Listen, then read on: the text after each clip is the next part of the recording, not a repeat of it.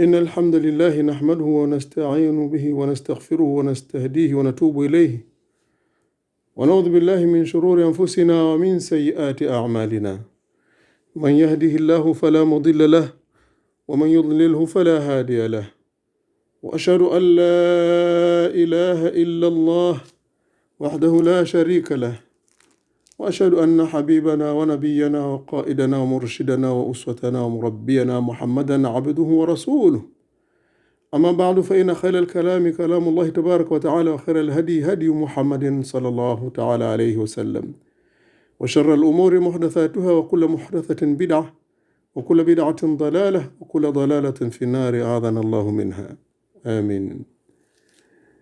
Kila sifa kamilifu kwa uhakika enyi waja wa Allah zinamstahiki Allah peke yake, Bwana wa viumbe vyote. Yeye ndiye tunamsifu kwa sifa zake, tunamuomba kwa majina yake matakatifu, yale aliyotufundisha mwenyewe katika kitabu chake kitakatifu na mtume wake Muhammadin sallallahu alaihi wasallam. Yeye ndiye tunamuomba mwongozo, atuongoze katika njia iliyonyoka na atuthibitishe tubaki katika njia iliyonyoka. Yeye ndiye tunamuomba ilmu na atuzidishie ilmu tuliyopata. Yeye ndiye tunamuomba msaada wa kila aina, asubuhi na jioni, katika starehe na katika matatizo. Ninashahidilia kwa moyo wangu na ninatamka kwa ulimi wangu kuwa hakuna yeyote anafaa kuabudiwa kwa haki mbinguni na ardhini ila ni Allah peke yake jalla waala. Na ninashahidilia kuwa nabii wetu, mfano wetu, mwalimu wetu, mlezi wetu, shujaa katika mashujaa wa hapa ulimwenguni, Mtume Muhammad, kwamba ni mja wake na ni mtume wake. Pia rehema hizo na amani ninamuomba Allah azipeleke kwake mtume wake Muhammad sallallahu alaihi wasallam na masahaba wake, baada ya familia yake takatifu na waislamu wema wanaojitahidi kumwigiza kwa mwendo mwema mpaka siku ya kiyama. Leo ni siku ya Ijumaa, waislamu lazima kumwombea sala na rehema na baraka mtume wetu Muhammad sallallahu alaihi wasallam kwa wingi, kwa sababu aliomba hivyo na ana haki ya kufanywa hivyo, kwa sababu alifanya juhudi kubwa kutufikishia la ilaha illa Allah Muhammad Rasulullah. Hiyo nguzo ya kwanza ambayo ndio nguzo ya uhuru wa mwanadamu hapa duniani, na ndio ufunguo wa kheri kaburini na pepo yaumul hisab, siku ya hisabu. Na ibada zingine ambazo zinafuatana na hii nguzo zingine 4 na sunna zake mtume Muhammad sallallahu alaihi wasallam, vyote lazima kushikamana navyo. Tukijitahidi kushikamana na kitabu chake Allah tabaraka wa taala, ukweli wa kushikamana nacho, kukisoma vizuri, kukijua vizuri, kukielewa na kukisomesha na kuishi nacho, na kujifunza sunna na hadithi za mtume wetu Muhammad sallallahu alaihi wasallam, kushinda nazo, kulala nazo, kuamka nazo, tutapata heshima hapa duniani na tutapata maisha mazuri kaburini na tutapata pepo kwa radhi zake Allah tabaraka wa taala. Sisi umma wa mtume Muhammad sallallahu alaihi wasallam tumeambiwa na Allah tabaraka wa taala katika aya nyingi, a'udhu billahi minash shaitani rajim, walillahi al'izzatu walirasulihi walilmu'minina walakinal munafiqina la ya'lamun. Hakika utukufu, heshima kwanza ni zake Allah tabaraka wa taala, Allah mtukufu juu ya kila watukufu. Kisha mtume wake Muhammadin, mjumbe wake Muhammadin, rehma na amani zimwendee. Kisha waumini wa kweli wasiobabaishwa na dunia, hao nao wanao utukufu, ni watukufu hapa duniani hata wakionekana maskini au madhalili kwa wale wapenda dunia, watoto wa dunia, lakini wao ni watukufu kwa Mwenyezi Mungu Subhanahu wa Ta'ala na malaika wake na mitume wake na wote wanaomcha Allah Subhanahu wa Ta'ala hapa ardhini. Kwa hiyo ikiwa kama sisi ni watukufu na utukufu ndio huu Allah katutangazia kwamba ni wake na mtume wake, na sisi waumini tunaojitahidi kumfuata mtume wake Muhammad sallallahu alaihi wasallam kwa sunna zake na hadithi zake, basi leo nimekusanya nukta kama 14 hivi, pointi ambazo kila mmoja ajitizame ana ngapi katika hizi pointi 14 zinazomjenga mwanamume, zinamjenga mwanamke akiwa ni muumini kweli, akiwa ni muumina wa kweli. Na akiwa na hizi nukta 14 au hata baadhi yake zitamsaidia kuyaweza maisha ya hapa ardhini, maisha ya hapa duniani. Sasa sio magumu sana kama watu wanavyofikiri. Ni kwamba funguo za kuyaweza maisha yetu hapa duniani ni chache, tena ni nyepesi. Kwanza kabisa ni ile alituambia Allah subhanahu wa ta'ala, akasema wa man yattaqillaha yaj'al lahu makhraja wa yarzuquhu min haythu la yahtasib wa man yattaqillaha yaj'al lahu min amrihi yusra. Hiyo ni funguo kubwa inajulikana katika Qur'ani, kwamba atakayemcha kumwogopa Allah, akafanya yale anayopenda, akaacha yale ambayo Allah alikataza, basi Allah anamwambia antamfungulia milango ya khairi, matokeo ya ajabu ya kufanikiwa na kupata, na vile vile atamrahisishia mambo mazito. Yeye anaona ni mazito, kumbe ni mepesi, kwa sababu hakuna mwenye kuona kesho na mwenye kujua siri za mambo ila ni Allah jalla wa ala peke yake. Kwa hiyo haya mambo 14 tuyapande katika nyoyo zetu na ndimi zetu na fikra zetu na tabia zetu, tuishi nayo, kwa sababu ndipo utapata qiyadatun najiha, uongofu wa nafsi yako, uongozi wa wewe kwako, uongozi wa wewe kwa jamaa zako, kijiji chako, miji yako, yani nchi yako, ulimwengu mzima.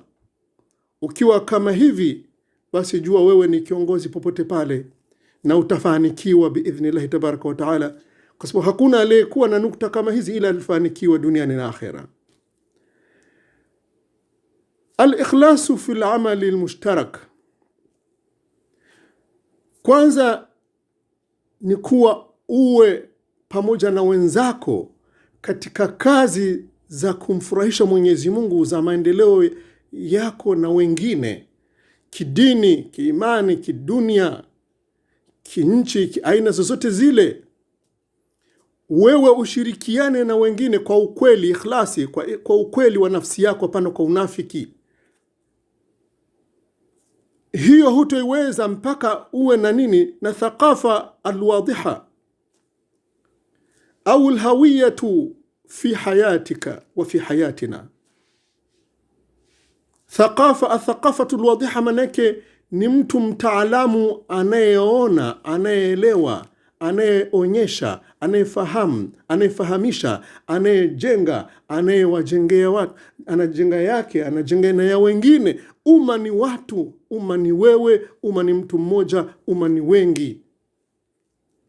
Kwa hiyo kisha kuwa na hali ya kupambazukiwa katika ilmu yako na utaalamu wako, umeshakuwa na identity, yani umekuwa na identity, umekuwa na hawia, umekuwa na wewe kama mtu, umekuwa na jina, umekuwa na nafasi katika jamii yako, umekuwa na nafasi katika nchi yako, umekuwa na nafasi katika ulimwengu wako. Nukta ya pili, alqiyadatu alqawiyya alwa'iya annamia. Wewe ukiwa unaweza kujiongoza nafsi yako, kujikataza maovu, kujiamrisha mazuri, na ukajitahidi kwa wale wanao kuzunguka katika familia yako, ndugu zako, rafiki zako, wapenzi wako, mji wako, nchi yako, ulimwengu wako, umekuwa ni kiongozi na uongozi wako unakuwa ni wa nguvu. Lazima kiongozi anakuwa na nguvu kutokana na ule uongozi wake na yale aliyoyachukua, kuyasoma, kuyaelewa, kuyasikiliza, kuuliza walioongokewa walifanyaje. Kwa hiyo inakuwa ni alqiyadatul wa'iya, uongozi uliokuwa na kupambazukiwa na kufahamu na ufahamu mkubwa. Annamia, tena unaendelea kukua, sio mtu anabaki hapo hapo miaka 10-20 anazungukia katika yale, haongezi hatua ya maendeleo katika maisha yake. maendeleo katika ilmu, maendeleo katika fahamu, maendeleo katika matendo, maendeleo katika lugha, katika ufasaha, katika kuishi na watu. Nukta ya tatu, arru'yatu alwadiha hatta takuna almasiratu yasira. Arru'ya ni mtazamo uliokuwa wazi kabisa, yani umepambazukiwa. Mtazamo maana yake mtu akiangalia mambo anayaona kwa jicho la utaalamu, kwa jicho la khibra, la ujuzi, kwa jicho la kufahamu kwa undani mambo, na akisikia anasikia vizuri kwa undani, sio anasikia juujuu, na hata akisema anasema mambo mazito, neno dogo kwake linakuwa ni jepesi kulisema, lakini kwa wengine linakuwa ni lizito sana, kwa maana linakuwa na maana nyingi. Arru'yatul wadiha, hadi mtu akiwa katika shughuli zake anaziona, yani amezipanga ziko wazi. Sio unapanga shughuli, kazi, miradi, haieleweki, hujui utaianza vipi, na ukianza hujui utaiendesha vipi, na ukiendesha hujui utamaliza vipi. Huwezi kujua kuchunguza kwamba umefanikiwa hujafanikiwa. Kabla ya kunyanyua mguu wako, kwanza ujue unanyanyua mguu wako unakwenda wapi, hatua kwa hatua. Ndio safari yako, ndio kazi yako, ndio shughuli zako zitakwenda vizuri na zinyoke. Halafu jambo lilokuwa la muhimu ni kwamba alqiyamul mushtarak, alqiyamul mushtaraka wa wuduhu fil mashru'ati, ni kwamba lazima wewe unapokuwa una tabia njema, una ustaarabu, mwaminifu, lazima ujue kwamba huwezi kuendelea mwenyewe. Iwe ni dini, iwe ni dunia, hauwezi kuendelea mwenyewe. Na kwa kuwa huwezi kuendelea mwenyewe na hakuna aliendelea mwenyewe, ila ni kwamba lazima kutafuta watu wa kushirikiana nao wa kweli. Hapana lugha mbili tatu wanafiki. Anakuwa mbele yako anaongea mazuri, mgongoni mwako anakupiga visu mgongoni. Na unapokuwa na mradi wote, kama haujui, nenda kasome ujue, au uliza wale waliofanikiwa katika mradi ule wa kuelekeze. Hivyo ndivyo ambavyo utakuwa na maqasid, yani makusudi yaliyokuwa wazi. Na Allah anasema, a'udhu billahi minash shaitani rajim, inna ma'al usri yusra, hakika baada ya uzito kutakuja wepesi. Na usidhani kwamba kila jambo ni lepesi, la, hata kutamka kuna wakati maneno yanakushinda kusema. Lakini la muhimu ni kwamba yote haya ujitahidi kuwa nayo, ujitayarishe. Hilo ni la 4, alqiyamul mushtaraka, kuwa pamoja katika zile thamani za watu, kutumikia pamoja. Na watu wakitumikia pamoja, basi hata watoto zao na wajukuu zao huwa wanaendeleza mradi ule au miradi yao, kwa sababu walikuta wazazi wao walikuwa watu wazima kabisa, watu wamenyoka. Nukta ya 5, al-imtinan. Allah anasema, wa amma bi ni'mati rabbika fahaddith.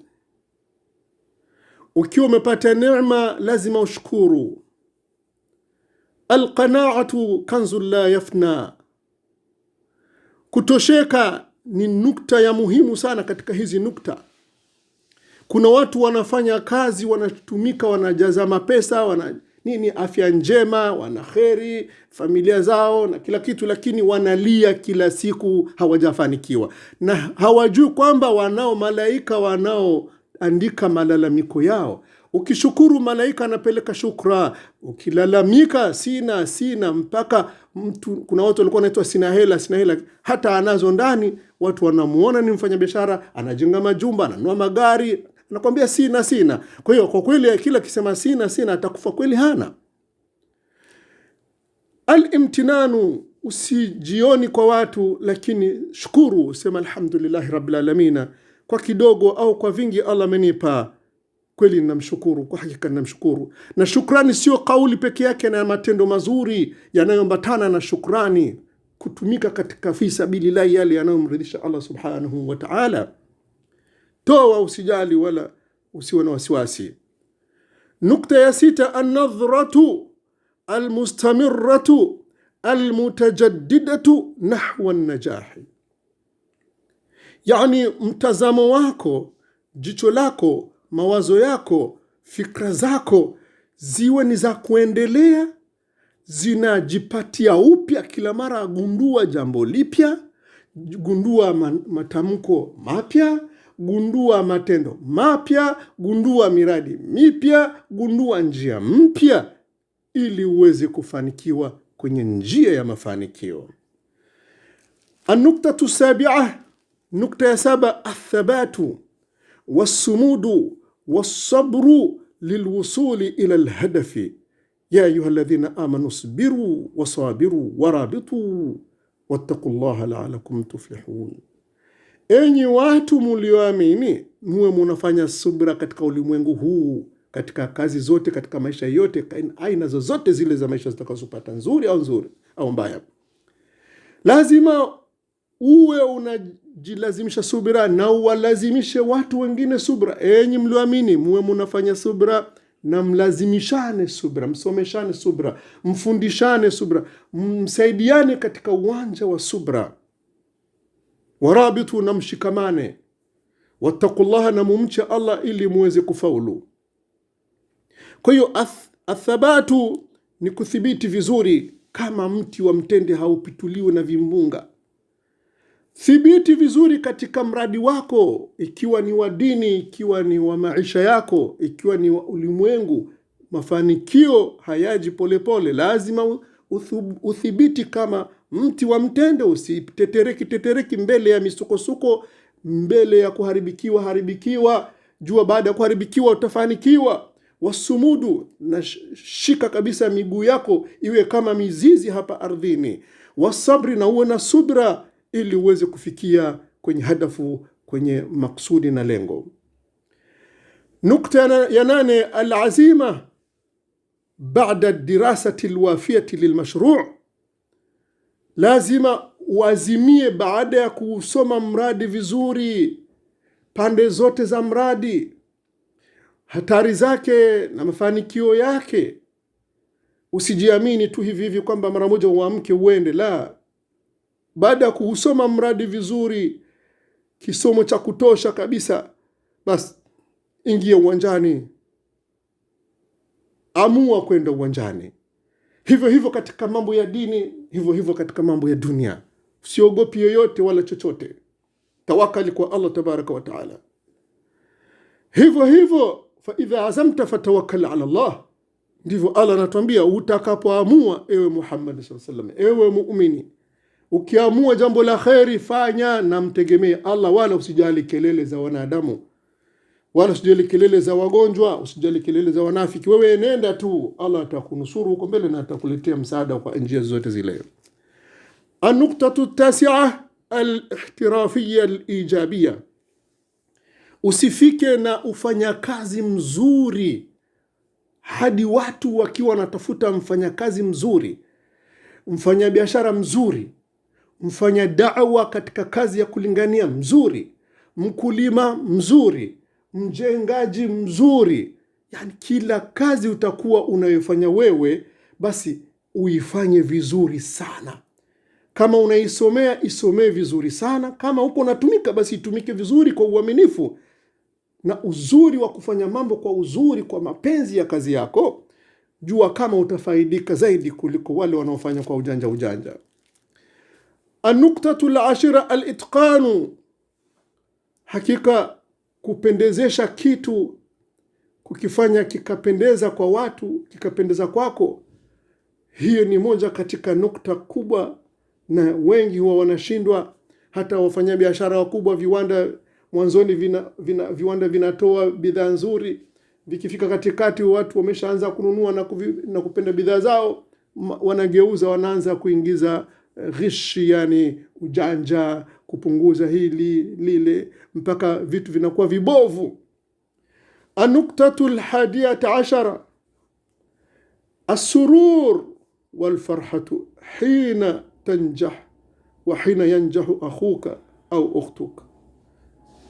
Lazima ufurahi unapokuwa umeshinda, lazima ushukuru unapokuwa umeweza, Na furaha hiyo pia uiweke katika wale ambao ni ndugu zako, kaka zako, dada zako, watakaokuwa na wao wameshinda katika maisha, wana maisha mazuri. Sio chuki, sio husda, sio vijicho, sio kuoneana wivu katika kutamani mali za wengine au kheri za wengine ziondoke.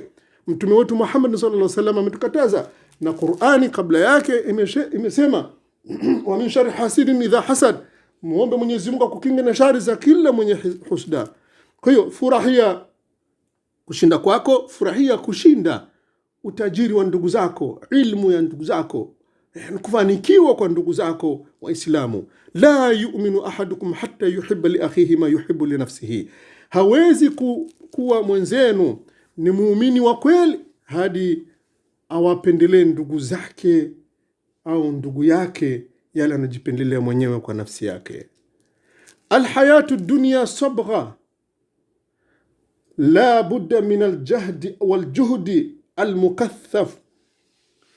Uhai wa duniani ni mapambo tu.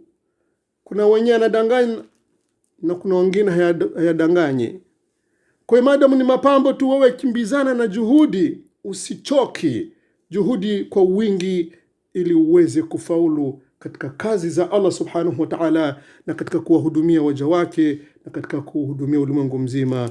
Allah jalla jalalu atujalie katika watu kama hao. An-nuktatu thaniyatu ashar الملكية.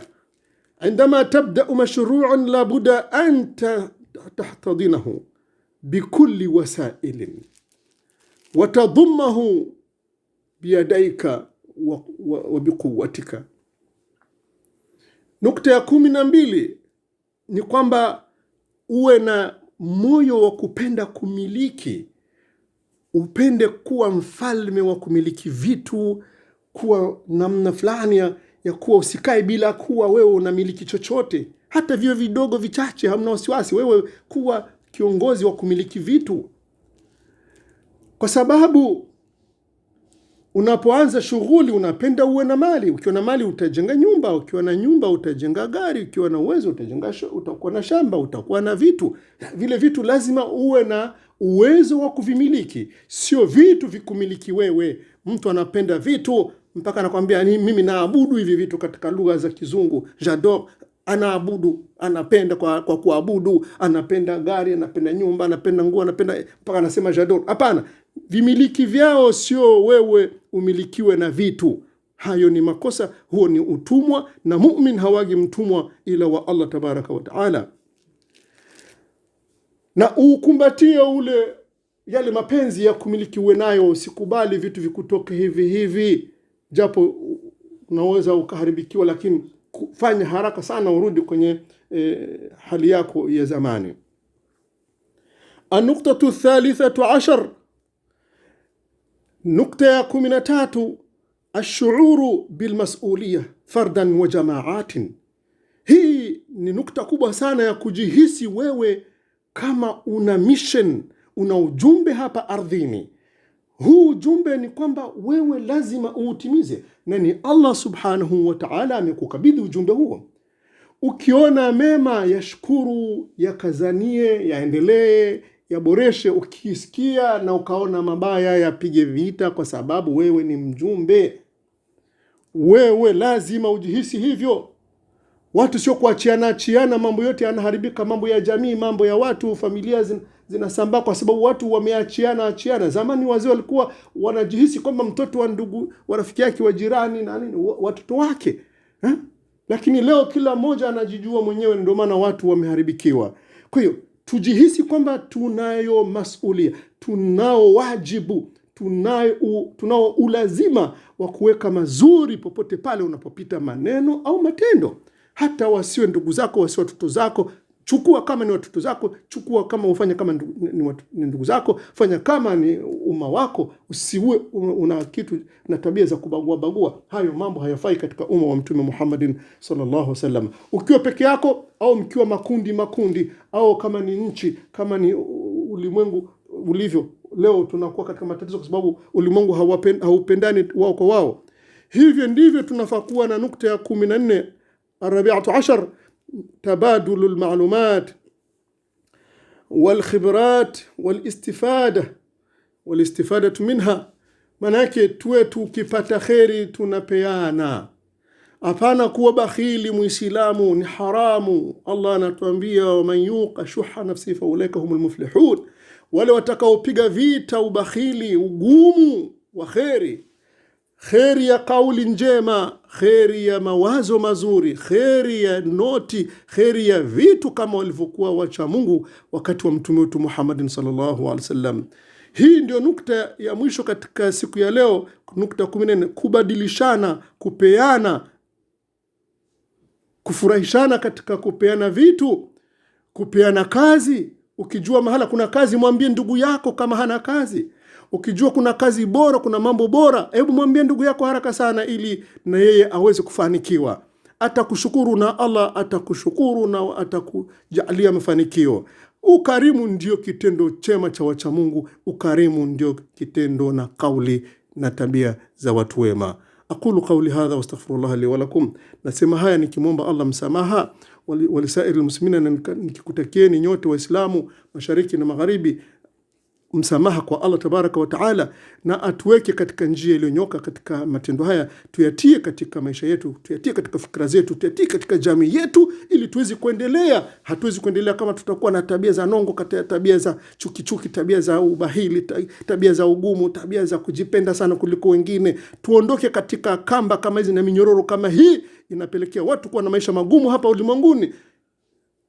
Afya zinakuwa zinachafuka kwa sababu ya fikra kama hizi na mambo kama haya. Na vile vile akhera hatuwezi kufanikiwa kama tunakwenda kwa Mwenyezi Mungu na sura kama hii tulionayo leo. Sio nzuri. Ikiwa ni Afrika, kama ni hapa Ulaya, kama ni popote pale, Waislamu tuko na hali ngumu sana, na sisi tunaiona, lakini tunapiga lele, hatujui tuanzie wapi. Anzia kwako mwenyewe na anzia kwangu, anzia nyumbani kwako. Upanda mbegu za tabia njema, utapata mavuno mpaka peponi. Wassalamu alaikum wa rahmatullahi wa barakatuh.